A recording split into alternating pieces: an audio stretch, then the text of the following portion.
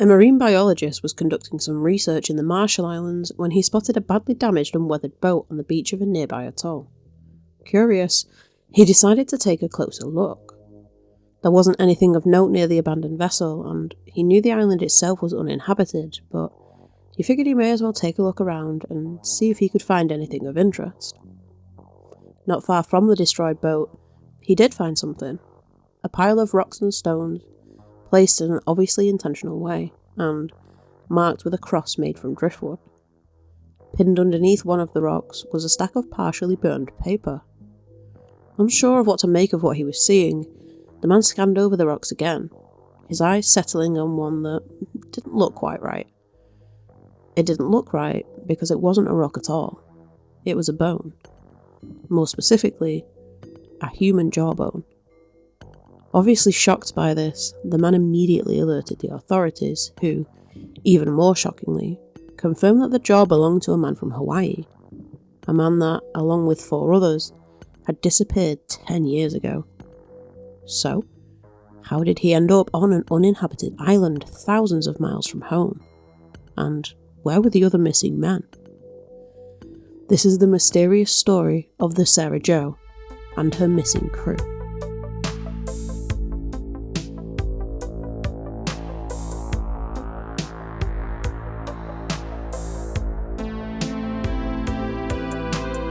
On the morning of the 11th of February 1979, a crew of construction workers were hard at work in the small town of Nahiku, located on the Hawaiian island of Maui. One of those workers was named Scott Mormon. Born in California, Scott had always dreamed of living in Hawaii, and after the breakdown of his marriage in 1975, he decided to take the plunge and cross the ocean to build his new life. After arriving, he settled in the small town of Nahiku and began learning all about the local traditions, trying to educate himself about the people he was now living with and their customs. Maui had seen a large influx of refugees in recent years, many of whom were only interested in the island as it represented their idea of paradise, somewhere that they could party and be free of responsibility, surrounded by palm trees and shockingly blue water. Most of the native islanders did not get along well with these new groups of people. However, Scott's willingness to learn set him apart, and he was able to live with the locals without issue, even making several friends and getting a job building houses in the area. One of the things that Scott had picked up from the locals was the more laid-back way of working. If the weather was good, work could wait, and on that February morning, the sky was clear and the sea was calm, perfect for a day of fishing. And so, it didn't take long for one of Scott's co-workers and friend, Ralph Malaiakini, to mention that his twin brother had a boat that, if they wanted, they could borrow for a day out on the water. The group, 5 of them in total, barely even let Ralph finish his sentence before they packed up their gear. They then drove the short distance to Hana, the larger but still small town where Ralph's brother lived, and set about gathering some supplies for their afternoon of fishing. Ralph's twin brother Robert had only purchased a small fishing boat, a Boston whaler named the Sarah Jo, a couple of years prior, so she was in good shape and, after a quick bit of maintenance, was ready to be put in the water. At around 10 AM, armed with snacks, beer and a cooler of ice, the 5 men boarded the Sarah Jo and headed out into the Pacific Ocean.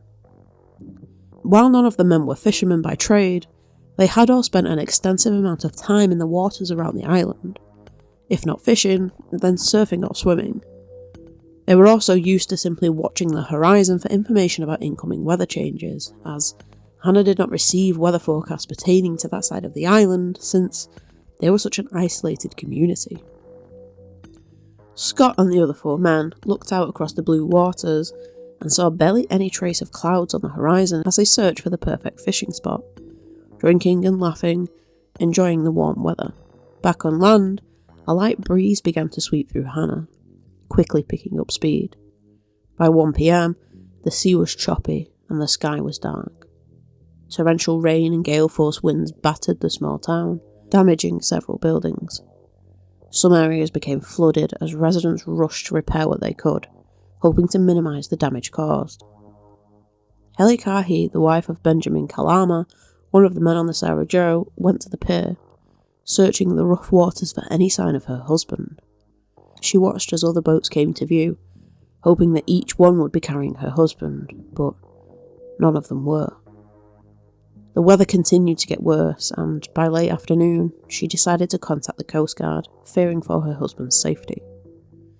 Search helicopters were sent out immediately, but with the high winds and heavy rain, visibility was massively reduced, and rescuers later reported that the Sarah Jo could have been right in front of them, and they wouldn't have seen it. An extensive search was conducted by air and sea for the next few days, covering thousands of miles of ocean, but no sign of the Sarah Jo was spotted. The Coast Guard called off their search after just 5 days, but the families and friends of the missing men were not willing to give up so easily and continued their own searches. They took out their boats and searched on and around nearby islands, spreading the news of the missing men so that others would keep an eye out or even join in the search. Money was raised to hire larger boats, allowing them to search further, but they found nothing. John Norton, a marine biologist, happened to be in the area at the time and joined in the search after hearing about it, hoping that his extensive knowledge of nearby islands and ocean might be of some use, but still, no trace was found. The extended search lasted for another week, but as time went on, people began to accept that the men were more than likely dead. It was widely believed that there was no way the men could have survived the initial storm in such a small boat. It just wasn't built to withstand that kind of weather, and even bigger vessels had struggled to make it back to Hannah in one piece. Those close to the missing men had trouble accepting this, though. The search area had been massive, and so they reasoned that surely they would have found some trace of the Sarah Jo if it had been destroyed by the storm. Some floating debris, clothing, or even a beer bottle in the water, but there was nothing. Fishermen from Hannah would continue to keep an eye out for the missing boat for many months after the incident, but as months turned to years, the story of the 5 missing men began to fade from people's memories. By 1988, John Norton, the marine biologist, was no longer working around the Hawaiian Islands and had instead turned his interest to the Marshall Islands, about 2,300 miles away. The area he was in was essentially all ocean, with tiny specks of land dotted around. Many of the islands around him were atolls, which basically means that they were rings of land. His research of sea turtles had led him to a location known as the Taongi Atoll, and he, along with his crew, were walking the beaches. John was scouring the sand, hoping to come across something interesting, and he did, though not related to turtles. Further up the beach, partially buried in the sand, was the battered shell of a small boat. Immediately, the search he had taken part in 10 years prior sprung to the front of his mind, but he told himself that there was no way that was possible. Upon getting closer, he saw that the boat had HI painted on its side, indicating that it had been registered in Hawaii. John called over his co-workers and, with their help, dug out the rest of the vessel. Even in its current state, the boat was clearly a Boston whaler, and John had a gut feeling that he had indeed found the Sarah Jo. The boat was missing its motor, and there was nothing in the immediate area to indicate how it had gotten to its current location. The coral ring around the island made the water fairly shallow, making it difficult to get boats in and out, and it seemed unlikely that it could have simply drifted onto the beach. Not far from the boat, a shallow grave was discovered. A simple wooden cross and a pile of stones, topped with the jawbone of a man, as if on display. A stack of paper was found next to the grave, folded to resemble a book, with foil placed between each page and slightly burnt. John and his crew moved just enough of the rocks to see that there were more bones beneath them, and then they contacted the authorities. Forensic teams removed the remains from their makeshift grave, and using a combination of DNA and dental records, they were able to confirm that the remains belonged to Scott Mormon. As investigators attempted to make sense of this find, experts were able to determine that it would have taken roughly 3 months for the Sarah Jo to drift to the Taongi Atoll, a length of time that would have been impossible for anyone to survive out at sea, especially with few provisions and no shelter. On top of this, a survey had been conducted on the atoll in 1985, and no boat or grave had been discovered by the workers. John also stated that there was clear evidence of a recent harsh storm on the beach, and that had the grave been there during that time, it would surely have been swept away. This information seemed to suggest that Scott had been buried there fairly recently, but by who? And what happened to his crewmates? It is quite likely that several of the men could have been swept overboard on that first night during the storm. The Sarah Jo was not equipped to deal with any sort of bad weather, and the 5 men aboard her would have been violently thrown around by the surging waters as the boat lurched into the air and smashed back down, over and over again. They would have tried to grab onto anything they could, just hoping that it was bolted down and wouldn't come loose. In the chaos, as rain lashed over them, I imagine it would have been easy to grab onto something that wasn't fixed in place. A fishing rod, an icebox, even another person. Anything not secured would have likely been thrown out of the boat into the dark, swirling abyss of the ocean. Anyone in that water would have found themselves at the mercy of the waves, trying desperately to stay above the surface, only to have a wave crash into them, sending them tumbling under the water. Each time they resurfaced, they would gasp for air, only to be thrown back under again, until, eventually, they were too tired to keep swimming, their muscles failing them, seizing up, unable to fight the waves any longer. Those that managed to stay aboard the boat until the storm had passed would have probably watched the sunrise on the horizon, hoping to see a familiar island in the distance, but chances are the storm had swept them way out into the Pacific Ocean, and they would have seen nothing but water in every direction. This is, of course, assuming that any of the group were actually still alive at this point. It is possible that they had all perished during the night, and that Scott had simply secured himself to the boat somehow, where he stayed until somebody came across it. In many ways, this would be the preferable outcome, as if any of them had survived, they would have to endure several grueling and agonising days aboard the Sarah Jo.